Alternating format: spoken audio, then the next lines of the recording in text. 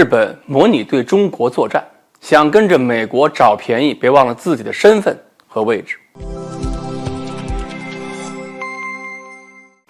各位网友大家好，我是刘小飞。日本的日经新闻网报道了日本著名智库替川和平基金会组织的一次兵棋推演结果。这次推演的想定呢是2026年，假定解放军兵取台湾，美国呢从驻日基地出发进行了干涉。那么解放军呢就对驻日美军基地进行了毁灭性的打击，然后日本呢根据日美安保条约加入战争。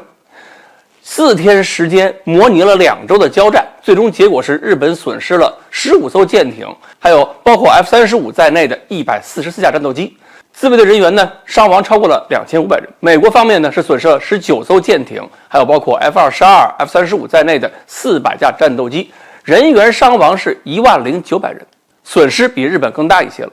演习中，解放军损失2艘航母在内的156艘水面舰艇、168架各型战斗机，还有48架军用运输机，伤亡超过4万人。这个演习结果呢，跟刚刚结束没多久，就是美国搞的这次推演一样，都是美日以惨胜的方式阻止了解放军拿下台湾岛。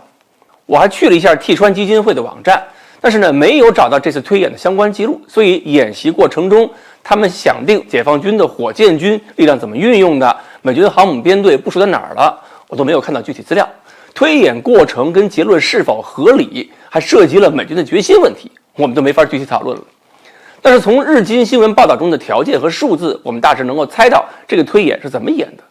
美军的飞机损失比解放军多，而解放军的舰艇跟人员损失远远高于美军，说明跟以前推演一样，他们的作战重点是攻击解放军的最薄弱环节。只不过呢，这次日本的推演是靠美军400多架飞机的飞行员玩命去拦截我们的登陆编队和运输机，这一下子就把美军在西半球的可用兵力几乎全消耗光了。而日本最对的任务应该是在本土守卫美军基地，所以呢，即使战机损失了一小半，但是人员损失总量却最小。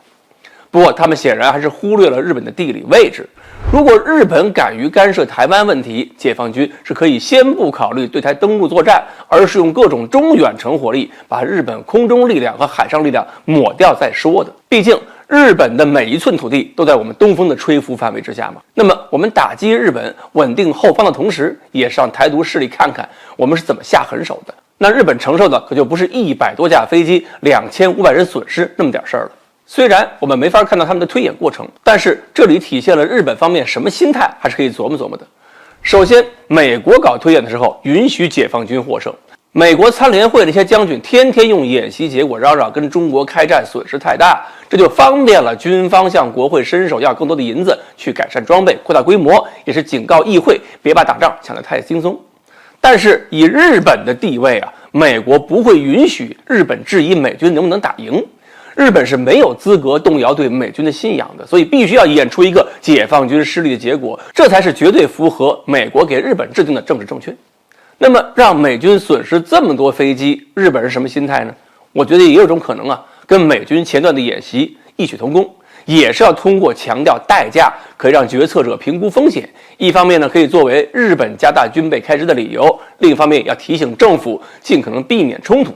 如果美国都会遇到这么大损失，日本可经不起2个大国的折腾。除此之外呢，我对替川和平基金也很感兴趣了。研究之后，我发现这个基金呢也很有意思，它的旗下有很多研究机构和项目，也非常频繁的搞各种论坛，还有视频会议。就这些会议和研究呢，都是聚焦于国际政治、军事和外交研究，能够带动不少专业领域学者，所以呢，还真不是个草台班子。从机构设置看，它有的机构重点研究发展日美关系，有的机构专门从事发展中日友好，既有批评中国的文章，也曾经在日本青年群体中散发弘扬中国形象的读物，并且跟人民日报还有深度合作。所以我觉得这个机构啊，也是在中美博弈过程中两头下注。